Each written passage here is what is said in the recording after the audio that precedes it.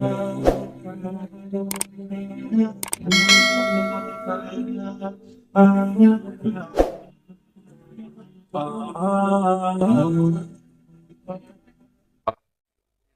کہ یہ ہے کیا؟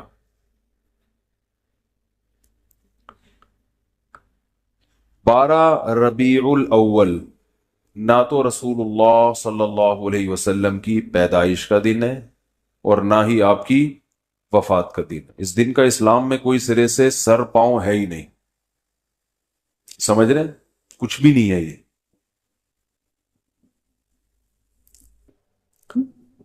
کیوں نہیں ہے؟ اتنے لوگ مناتے ہیں، اتنے لوگ کرتے ہیں. لوگوں کے منانے پر گورنمنٹ کی طرف سے کوئی پابندی نہیں ہے، اس لیے مناتے ہیں لوگ.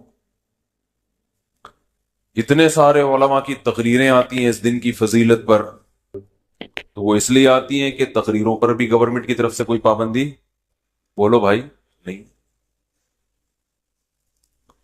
تو لوگ دیکھتے ہیں گورنمنٹ کی طرف سے پابندی ہے یا نہیں ہے، اس کو فوکس کرتے ہیں.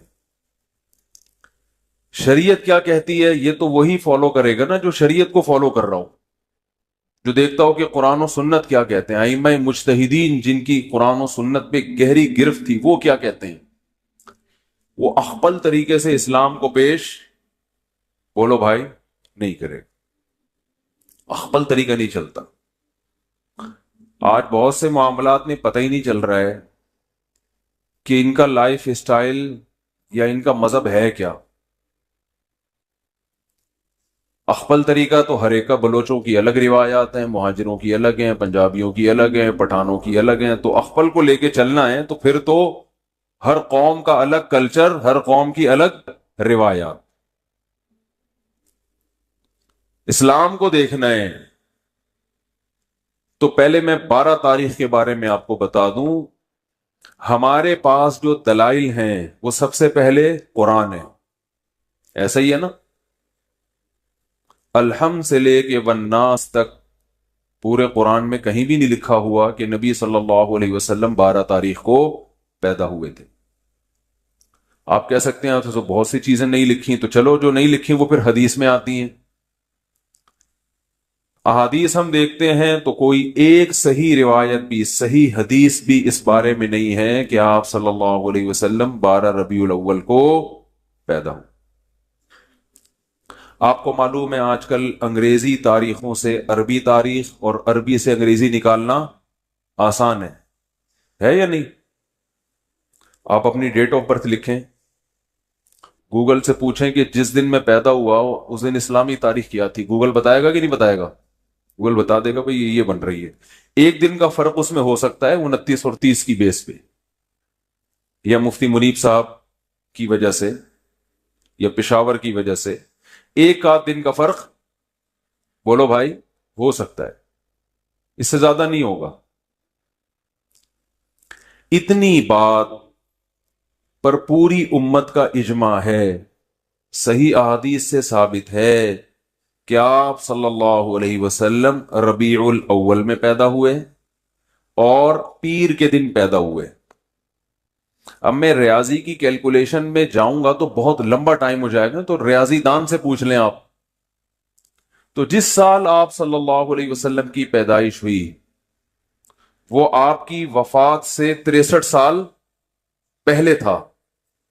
راجح قول کے مطابق 63 سال کی عمر میں آپ صلی اللہ علیہ وسلم کا انتقال ہوا. اور اس سے پچھلے سال آپ نے جو حج کیا وہ حج جمعے کا دن تھا، تو جمعے کے دن 9 ذی الحجہ.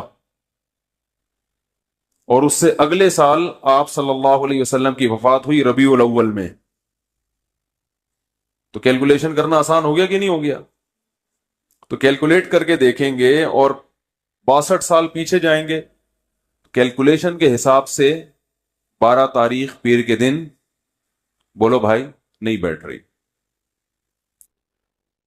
لیکن چلو کوئی ریاضی دان کھینچ تان کے کچھ 62 کو 63 کر دے، 63 کو 64 کر دے، کچھ کرا کے چلو فرض کر لو کہ بھئی امکان تھا.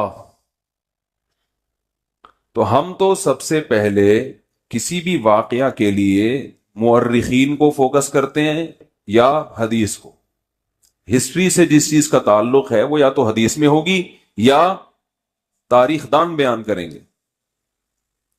تو مورخین کی رائے میں اچھا خاصا اختلاف ہے، تھوڑا بہت نہیں.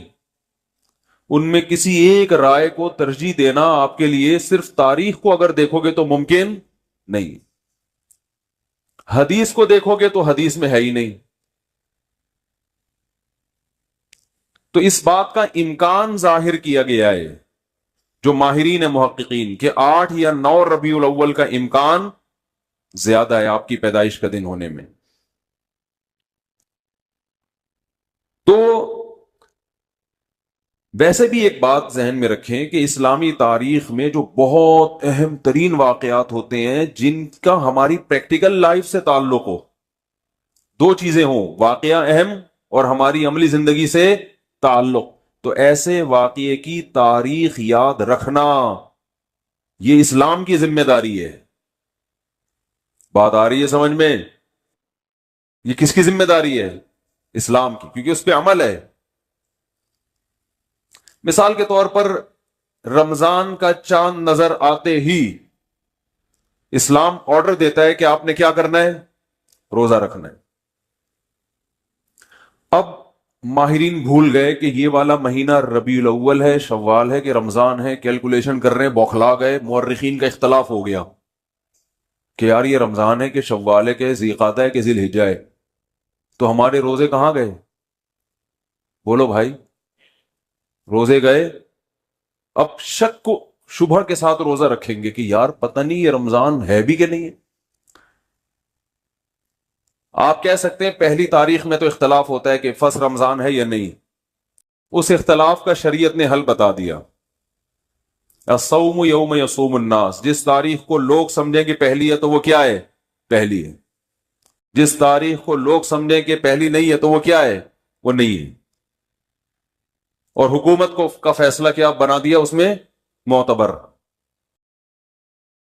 اس کو یوم شک کہا جاتا ہے جس میں انسان کو تردد ہو، تو گورنمنٹ کو یہ اختیار حاصل ہے کہ وہ فیصلہ کر دے. لیکن رمضان ہی مشکوک ہو جائے کہ پتہ نہیں ہے کہ نہیں، یہ الزام کس پہ جائے گا؟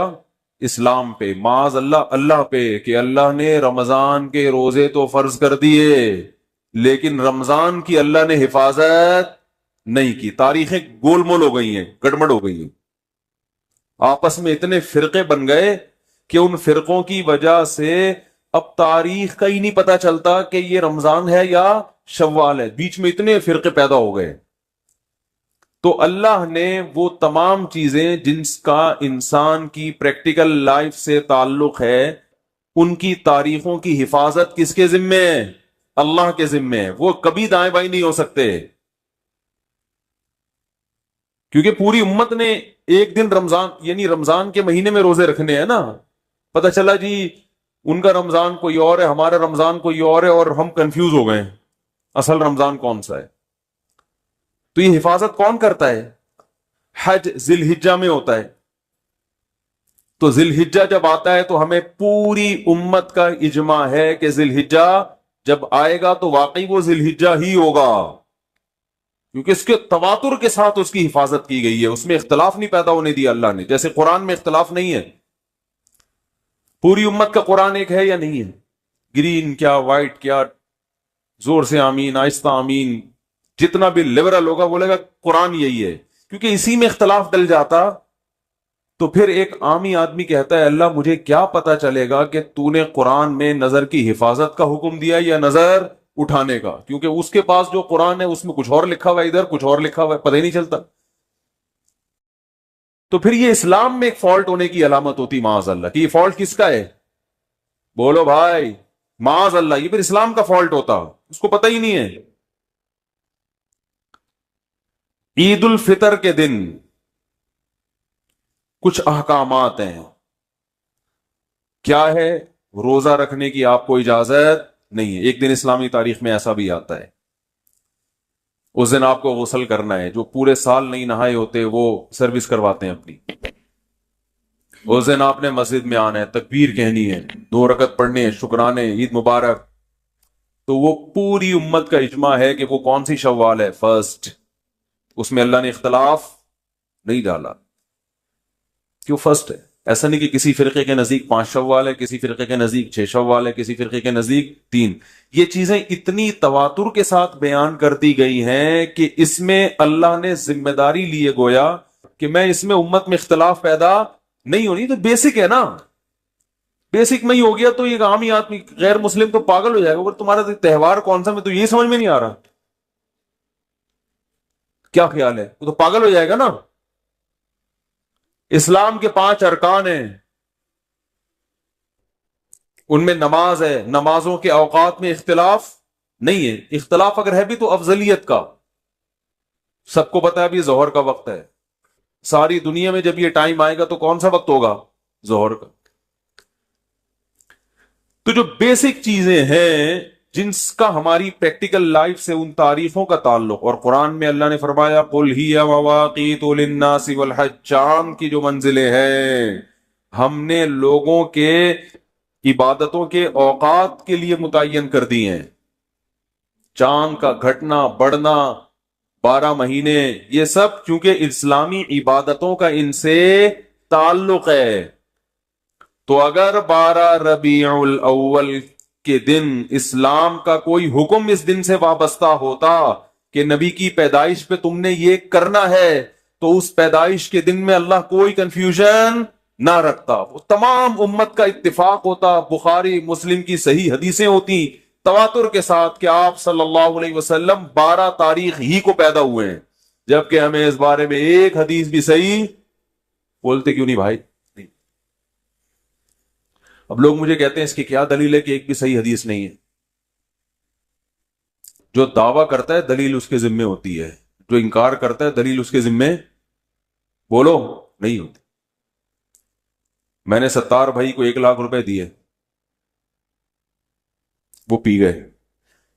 اللہ معاف فرمائے کوئی 70 بھائی بیٹھے ہوں تو ان کے علاوہ کی بات کر رہا ہوں. وہ میرے خلاف عدالت میں کیس کیا، میں نے ان کے خلاف عدالت میں کیس کیا، انہوں نے 1 لاکھ روپے لیے ہیں. 70 بھائی نے کہا نہیں لیے. عدالت گواہ کس سے مانگے گی؟ دلیل مجھ سے کہ تم نے جو دیے اس کی کیا دلیل ہے. میں عدالت سے کہتا ہوں اس سے پوچھو اس نے نہیں لیے، اس سے دلیل مانگو. تو نہیں لینے کی کوئی دلیل دے سکتا ہے؟ عدالت کیا گواہ پیش کرو کہ تم نے نہیں لیے. میں کہوں گا بھائی سارا دن 24 گھنٹے کون میرے ساتھ چپکا رہتا ہے جو دیکھتا رہے کہ میں نے ایک نہیں لیے؟ نہیں لیے، دلیل اس کے ذمے ہے جو دعویٰ کرتا ہے. بھائی اصل تو یہی ہے کہ کسی نے کسی سے پیسے نہیں لیے. جو کہتا ہے کہ لیے ہیں تو اس کے ذمے ہے کہ وہ گواہ پیش کرے. نہیں لینے پہ گواہ نہیں، کسی کام کے کرنے پہ دلائل ہوتے ہیں، نہ کرنے پہ دلیل نہیں ہوتی. کوئی گواہی دے دے گا کہ اس نے نہیں لیے، وہ کہے گا پتہ نہیں بھائی ہو سکتا ہے لے لیے ہوں، مجھے کیا پتا، میرے سامنے نہیں. اس پہ تو گواہی ہوگی کہ میرے سامنے نہیں لیے. باقی چھپ کے لیے ہو، گندے نالے میں بلا کے لیے ہو، W11 میں بلوایا ہو، یا کہیں چھاؤں میں آ کے لیے ہوں، یا پتلی گلی سے میں دیے ہوں، اس کا ہمیں نہیں پتا. تو میں جو یہ دعویٰ کر رہا ہوں کہ 12 ربیع الاول آپ کا یوم پیدائش ہے، یوم وفات، اس پر کوئی صحیح حدیث نہیں ہے. تو جو دعویٰ کرتا ہے نا کہ صحیح حدیث ہے، اس کے ذمے لازم ہے کہ وہ صحیح حدیث پیش کرے. پیش کرے گا تو ہم بتائیں گے یہ صحیح ہے یا کیا ہے، پھر ہم مدعی ہوں گے، پھر ہم بتائیں گے کہ جس کو آپ صحیح کہہ رہے ہو وہ صحیح نہیں ہے. اس پہ یہی اعتراضات ہیں، یہی اشکالات ہیں. تو پہلی دلیل کوئی صحیح حدیث نہیں. دوسری دلیل اگر یہ اس دن میں کوئی عمل ہوتا تو اللہ اس دن کو محفوظ رکھتے. سمجھ رہے ہیں؟ اس میں امت میں اتنا بڑا اختلاف نہ ہوتا. تیسری بات جو میں جلدی مختصر بیان کروں گا، میں پھر میں آیت کی تفسیر کو آج زیادہ فوکس کروں گا. تیسری دلیل یہ ہے کہ دیکھو رسول اللہ صلی اللہ علیہ وسلم نے پیر کے دن روزہ رکھا ہے. صحابہ نے پوچھا آپ کیوں رکھتے ہیں؟ آپ نے فرمایا میرا یوم ولادت ہے. تو آپ نے اپنے یوم ولادت میں روزہ رکھا پیر کے دن، 12 ربیع الاول کو نہیں، 12 کو یا 9 کو یا 8 کو نہیں. کس دن رکھا؟ پیر. حالانکہ آپ صلی اللہ علیہ وسلم کی عادت شریفہ یہ تھی کہ کسی کے یوم ولادت کو آپ کسی بھی لحاظ سے اہمیت نہیں دیتے تھے، لیکن پھر بھی پیر کے دن کو آپ نے اہمیت دے کے روزہ رکھا، جو اپنے مزاج کے خلاف کیا آپ نے یہ کام۔ اس میں یہ حکمت، شاید آپ کو یہ علم ہو کہ میری امت آنے والی ہے جو میرے یوم ولادت کو باقاعدہ تہوار کے طور پہ منانا شروع کر دے گی، تو روزہ رکھ کے آپ نے اس میں تہوار کے کانسیپٹ کو ختم کر دیا، کیونکہ کسی بھی قوم کا روزہ اور تہوار ایک دن میں جمع نہیں۔ رمضان ختم ہوتا ہے تو عید آتی ہے، رمضان میں عید نہیں آ سکتی۔ ارے عید جو ہے، عید جب روزے ختم ہوتے ہیں تو عید ہوتی ہے نا، اور ایسے ہی ختم ہوتے ہیں کہ اس دن روزہ رکھنا بھی حرام ہو جاتا ہے۔ تو یوم ولادت کو آپ نے روزہ رکھ کے بتا دیا کہ اس میں سیلیبریشن کا کوئی تصور نہیں ہے، اس کو سیلیبریٹ نہیں کیا جا سکتا، یہ تہوار نہیں ہے، تہواروں میں روزے نہیں رکھے جاتے۔ عید الفطر تہوار، بقرعید تہوار، جمعے کا دن بھی ایک قسم کا تہوار ہے جس میں سب جمع ہوتے ہیں، تینوں دن میں روزہ رکھنا منع۔ عید کے دن تو حرام، بقرعید میں حرام، شیطان روزہ رکھتا ہے، اور جمعے کے دن حرام تو نہیں ہے، ناپسندیدہ ہے، کوئی پہلے سے رکھتا آ رہا ہے تو رکھے، خاص جمعے کی فضیلت کی بیس پہ روزہ رکھے گا۔ صحیح ہے بخاری مسلم کی حدیث، آپ صلی اللہ علیہ وسلم فرمایا لا تختصوا یوم الجمعۃ بصوم، جمعہ کے دن کو روزے کے ساتھ خاص مت کرو۔ عید کا عنصر ہے نا، نہا دھو کے 2 رکعت پڑھتے ہیں، جمع ہوتے ہیں، خطبہ ہوتا ہے، وہی سارے کام ہو رہے ہیں جو عید میں ہوتے ہیں۔ پیر کے دن آپ نے روزہ رکھا، اس کا کیا مطلب ہے؟ اس میں تہوار یا عید کا تصور ختم، لہذا بھی اس کو عید میلاد النبی بولتے کیوں نہیں؟ کیا ہو گیا؟ عید میلاد النبی نہیں کہہ سکتے اس کو آپ، یہ عید کا دن نہیں ہے، ورنہ روزہ نہ ہوتا۔ دوسرا، اس میں خوشی منانا، تو نبی صلی اللہ علیہ وسلم نے پیر کا روزہ رکھ کے بتا دیا کہ میرے یوم ولادت کو خوشی نہیں منائی جا سکتی، کیونکہ خوشی منانا کھا پی کر کھلا کر ہوتا ہے، روزہ رکھ کے نہیں ہوتا۔ کبھی آپ نے دیکھا شادی ہوئی ہو، یار بہت خوشی ہو رہی ہے، یار کچھ ہو جائے، یہی ہوتا ہے نا، تو آپ فوراً کیا کہتے ہیں؟ یار آج خوشی میں رات کا کھانا چھوڑ دو، بس میں بھی نہیں کھاؤں گا، تم بھی نہیں کھائیں۔ یار تجھے خوشی ہو رہی ہے، غم کو بھابھی کس ٹائپ کی ملی ہے تجھے جو کھانا پینا ہی چھوڑ رہا ہے؟ اسلام نے بھی اس کو فوکس کیا ہے، اسلام دین فطرت ہے نا، اسلام نے بھی خوشی کے موقع پہ کھانا کھلانا رکھا ہے۔ بچہ پیدا ہوتا ہے غم ہوتا ہے کہ خوشی ہوتی ہے؟ فیملی پلاننگ والوں کو تو بہت غم ہوتا ہے کہ 18واں پیدا ہو گیا، لیکن اسلام نے 18ویں بچے پہ بھی عقیقہ رکھا ہے کہ لڑکا ہے تو 2 بکرے، لڑکی ہے تو 1 بکرا۔ لڑکی پہ بھی خوشی ہے، 1 بکرا رکھا ہے، غم نہیں ہے، کیونکہ بہرحال اولاد ملی ہے، چاہے بیٹا ہو یا بیٹی، بیٹے پہ زیادہ خوشی ہوتی ہے تو 2 بکرے، 2 کاٹو، کھاؤ بھی اور پبلک کو کھلاؤ بھی، خوشی ہے نا۔ اس سے پتہ چلتا ہے اسلام اولاد کی کثرت پہ بھی بہت حریص ہے۔ 18واں بھی پیدا ہو رہا ہے تو غم نہیں منانا، بکرے کاٹ کے پبلک کی دعوت کرنی، اور فیملی پلاننگ والوں کو نیمبو چٹانا ہے، وہ کہیں گے یار یہ کیا ہو رہا ہے، خوشی منانی ہے، یہ پینلٹی نہیں ہے اللہ کی طرف سے، خوشی ہے، وہ تمہارا دستے بازو بنے گا، وہ تمہاری معیشت میں ترقی کا ذریعہ اور سبب بنے گا۔ فیملی پلاننگ والے بتاتے ہیں ایک اور آ گیا کھانے والا، غربت اور بڑھے گی، او بھائی وہ 2 ٹانگیں اور 2 ہاتھ لے کے پیدا ہوا ہے، وہ اتنا کھائے گا نہیں جتنا پبلک کو کھلائے گا، اس کو جوان ہونے دو، بچپن کا زمانہ جلدی گزرے گا، پھر جوانی ہے، کھائے گا بھی اور طبیعت سے کھلائے گا بھی، اور مرے گا تو ڈھیر ساری وراثت بھی چھوڑ کے جائے گا۔ اس لیے معیشت کا یہ اصول جو آپ کو کیلکولیشن بتائی جاتی ہے نا کہ جتنی آبادی بڑھے گی تو وسائل کم ہوں گے، یہ اصول جرمنی میں نہیں پڑھائے جاتے، یورپ میں یہ نہیں پڑھائے جاتے۔